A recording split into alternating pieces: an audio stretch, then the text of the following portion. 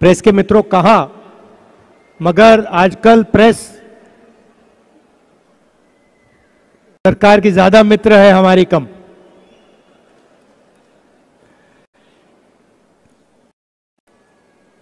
मगर एक बात है, मैं इसके लिए आपको, कांग्रेस के हर कार्यकर्ता को बधाई देना चाहता हूं कि अगर यहां किसी ने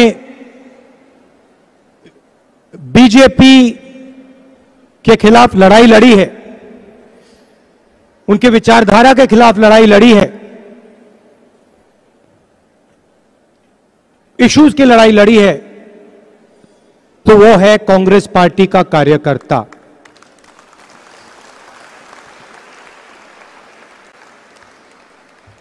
और ये दो तीन दिन की लड़ाई नहीं है, आप जानते हो। हर रोज जनता की इश्यूज की लड़ाई हमारे कार्यकर्ता ने लड़ी है, हमारे नेताओं ने लड़ी है, और इसके लिए मैं आप सबको बधाई देना चाहता हूं। यहां पे गोवा में, बाकी हिंदुस्तान में भी, मगर गोवा में एक कॉन्सेप्ट है, उसको आप डिफेक्टर कह दो, उसको आप ट्रेटर कह दो, जो भी कहना चाहते हो कह दो। और मैं जानता हूं कि ये जो कार्यकर्ता लड़े हैं, आप सब जो लड़े हो, आपके दिल में एक भावना है कि डिफेक्टर्स को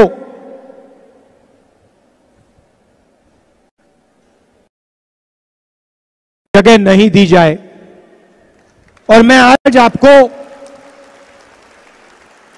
कांग्रेस के कार्यकर्ताओं को और गोवा की जनता को कहना चाहता हूं कि जिन्होंने कांग्रेस पार्टी का और जनता का धोखा किया है, उनको हम जगह नहीं देंगे।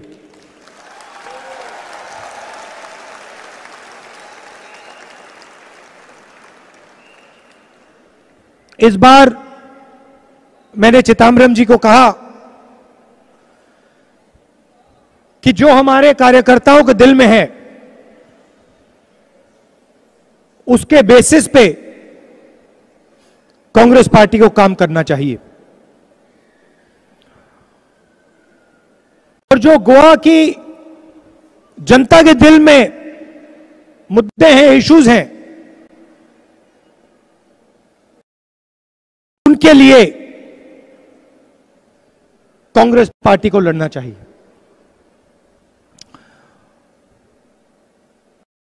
दो लड़ाइयां हैं, एक नेशनल लेवल पे, और उसके बारे में आपको थोड़ा बताना चाहता हूं कि आज हिंदुस्तान के साथ क्या किया जा रहा है, हिंदुस्तान की सरकार क्या कर रही है। और दूसरी लड़ाई, गोवा की लड़ाई, जो आप मुझसे बेहतर जानते हो, मगर उसके बारे में भी मैं 2-3 पॉइंट्स अपनी जो सोच है आपके सामने रखना चाहता हूं।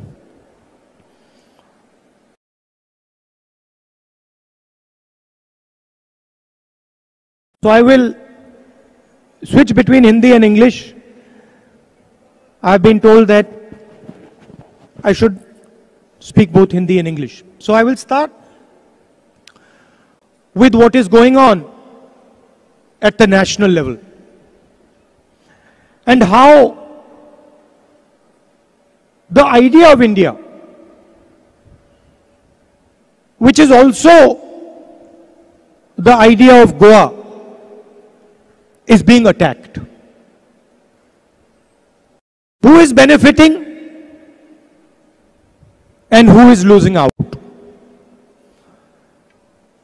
You will recall some years back the Prime Minister came on television and did what is now called demonetization Notbandi. Cancelled the 1,000 rupee note. Then the government passed a flawed GST, a GST designed to help a few of their friends. And now finally you see farmers all across the country agitated because the BJP, Narendra Modi, have passed 3 new farm laws which are designed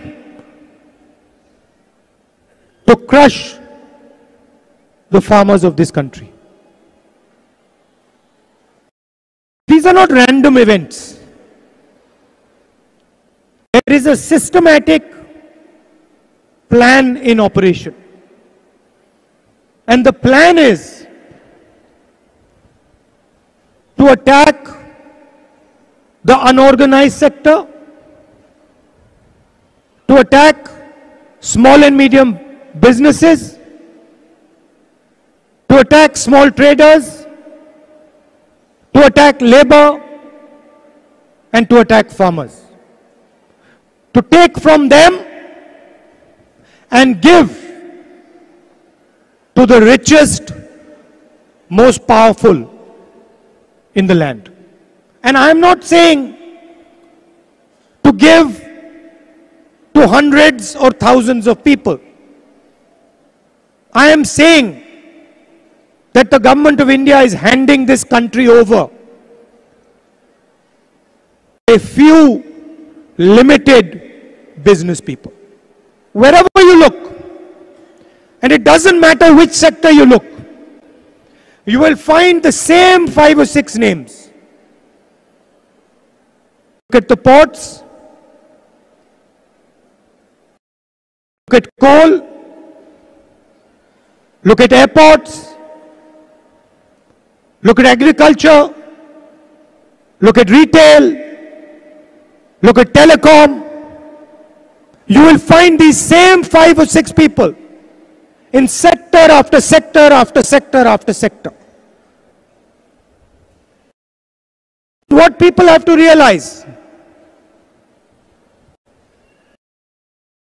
is that these 5 or 6 people are benefiting.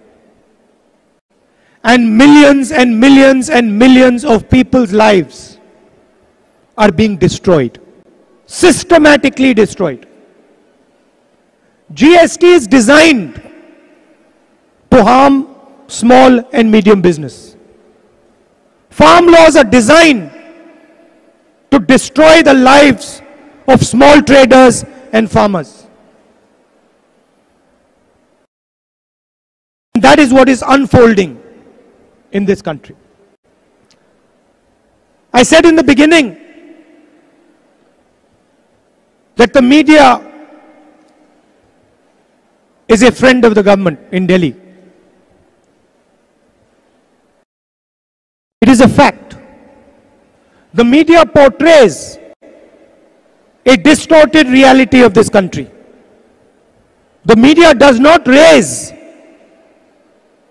the issues of farmers, small and medium business people, of labor. And so we have a tragedy unfolding in our country. At the same time,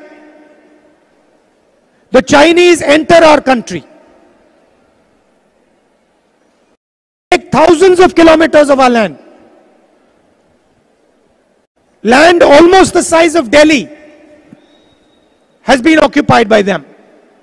They are sitting inside Indian territory today, and the Prime Minister says, nobody has taken any land. So that is the reality that you are fighting at the national level. Brother is pitted against brother. The nation is divided, hatred is spread, and those same 5 or 6 people benefit. The whole design is to make those same 5 or 6 people benefit. Doesn't matter what happens to the country. Doesn't matter if the country burns. Doesn't matter if hatred spreads throughout the country, but those 5 or 6 people have to benefit. This is the reality of India today. And today when I came to Goa, I realized that exactly the same battle that is taking place, the ideological battle that is taking place at the national level, is taking place here in Goa. The same thing. I'd like to ask you, Goa को कोल hub बनाया जा रहा है.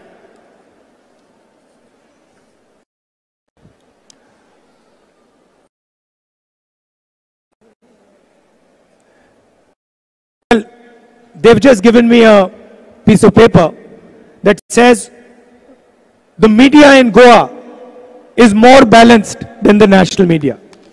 So that is heartening.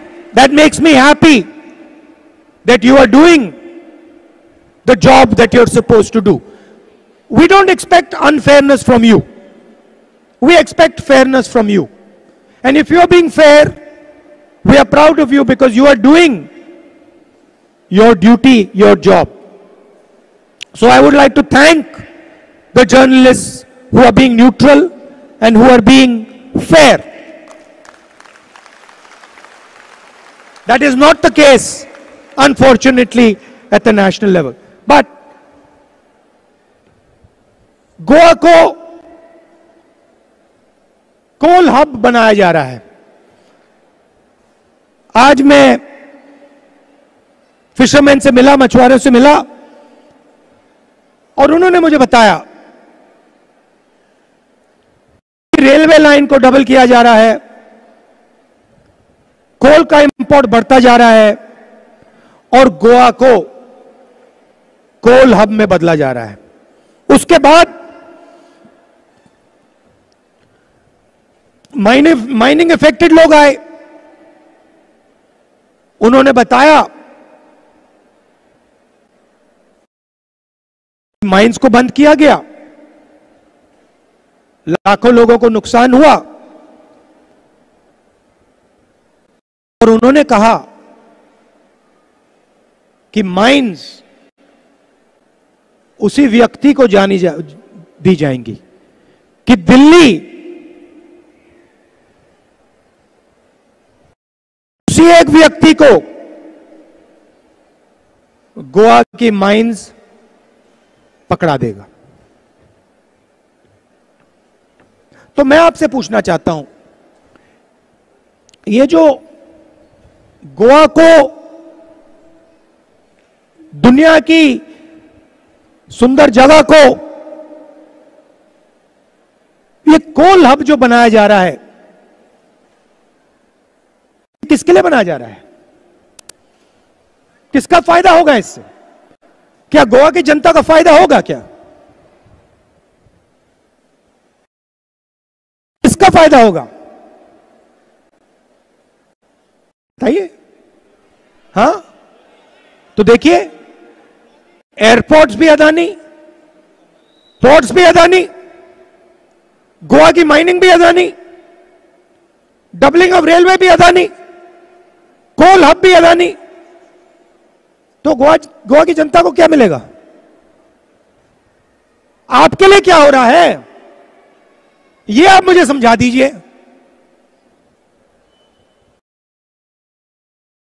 प्रधानमंत्री ने कहा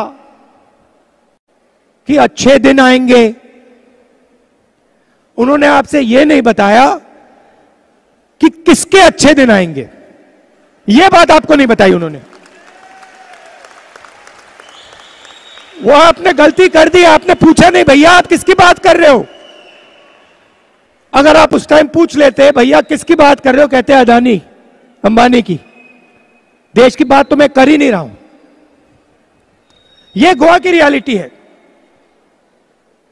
मैंने आपसे कहा कि स्मॉल और मीडियम बिजनेसेस पर आक्रमण हो रहा है, एग्रीकल्चर पर आक्रमण हो रहा है, और ऐसी स्थिति आ गई है कि देश युवाओं को रोजगार नहीं दे पा रहा है। कोविड की समस्या आई और यहां बताया जा रहा है कि यूथ कांग्रेस ने ऑक्सीजन सिलेंडर का बहुत अच्छा काम किया। मुझे बताइए, यह काम यूथ कांग्रेस का है या यह काम सरकार का है? यह काम सरकार का है। सरकार ने नहीं किया, इसलिए यूथ कांग्रेस को करना पड़ा और मैं उनको बधाई देना चाहता हूं कि आपने यह काम किया और जो सरकार को करना था आपने किया। मगर गोवा को, देश को रोजगार कौन देगा? यूथ कांग्रेस तो नहीं दे सकती, सरकार का काम है। और अगर सरकार हिंदुस्तान की रीढ़ की हड्डी को तोड़ने में लगी है तो इस देश में रोजगार नहीं पैदा हो सकता। और यही आपने पिछले सालों में देखा है। लंबे भाषण करते हैं, मगर आज गोवा में जितना अनएम्प्लॉयमेंट है शायद आपके इतिहास में नहीं हुआ है। सही बोला? सही है ना? युवा को गोवा में रोजगार मिल सकता है आज? नहीं। आज हमारी बात हुई, गाड़ी में हम बात कर रहे थे और मैंने चिदम्बरम जी से पूछा कि गोवा को, बाकी हमारे जो नेता हैं उनसे पूछा, गोवा को सस्टेनेबली रोजगार कैसे दिया जाए। उन्होंने मुझे बताया, होमवर्क किया, काम किया है। उन्होंने मुझे बताया एजुकेशन हब बनाकर, हेल्थ केयर हब बनाकर, हेल्थ केयर टूरिज्म, इन चीजों से बिना गोवा के एनवायरनमेंट को खराब करे गोवा के युवाओं को रोजगार दिया जा सकता है।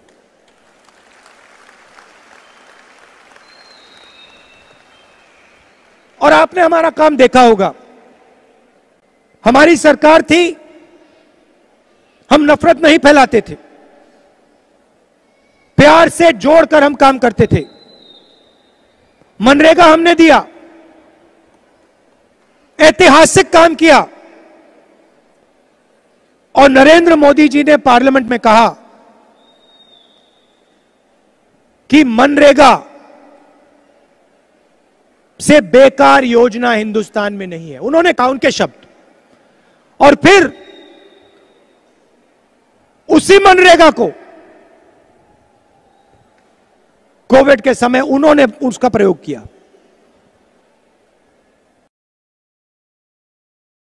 पिछले चुनाव में हमने कहा था कि हिंदुस्तान में चुने हुए लोग बहुत अमीर हो गए हैं और जो आम पब्लिक है उनके पास पैसा नहीं है। इनकम डिस्पैरिटी बहुत हो गई है। और हमने न्याय योजना का आइडिया दिया था। हर व्यक्ति, हर गरीब व्यक्ति के बैंक अकाउंट में सीधा 72,000 रुपीस साल के।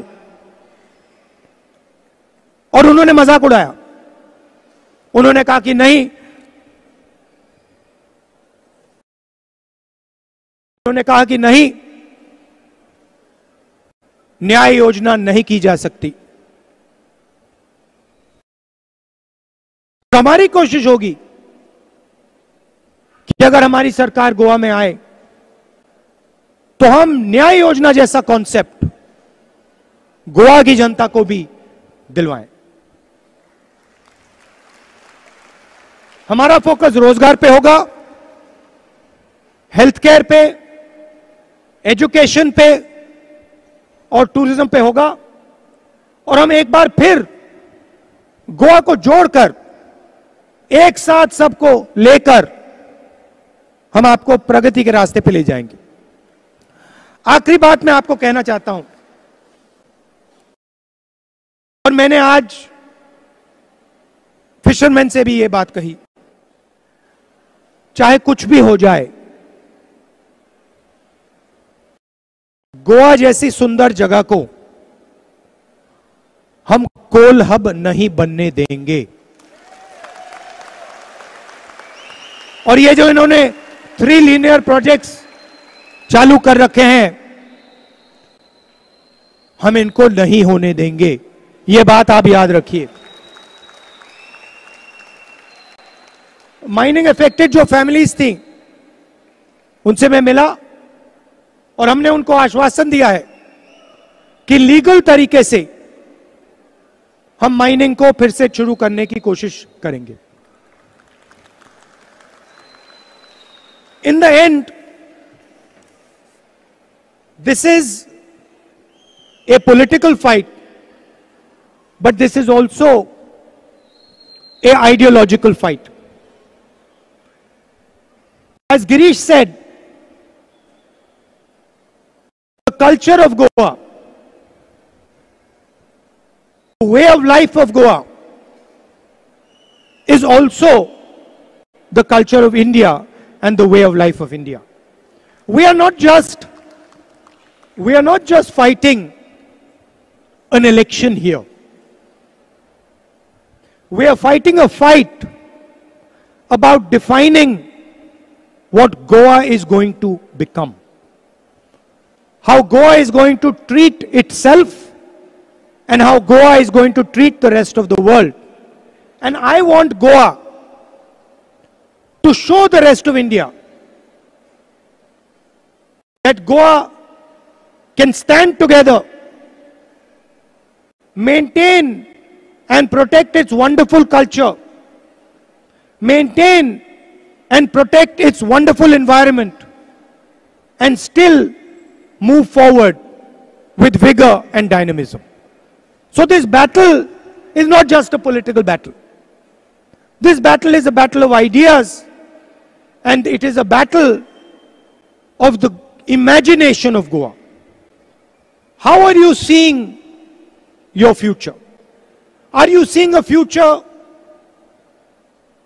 which is full of hatred? Are you seeing a future where your daughters cannot step out at night? Are you seeing a future where you cannot speak to each other with love and affection? Or are you imagining a future which is peaceful, a future which is progressive, where everybody benefits, where there is love and affection everywhere, and Goa transmits its most powerful culture, its most powerful ideas to the rest of the country? For me, this is the battle that is taking place here. And this is a battle between two ideologies. We represent one ideology, you represent one ideology, and the BJP represents another ideology. We are the political party that represents a united Goa, a prosperous Goa. We are a political party that represents the idea that Goans can love each other, can work with each other, can embrace each other. They are the political party that represents the idea that Goa has to be divided. The idea that Goans have to disrespect each other. The idea that Goans cannot share a future together. That is what this fight is about. And I am proud to be speaking to the people, the soldiers and the generals who have been fighting this fight. And I am proud to say that you are going to win this fight. So, once again, I'd like to thank all of you, not just for today, but for what you carry in your heart, for the way you treat each other, for the affection that you have, for the optimism that you have, for the hope that you have. And I am certain that the majority of people in Goa carry this hope, this optimism, this love for each other in their heart. So thank you very much. Dev Bare Koru.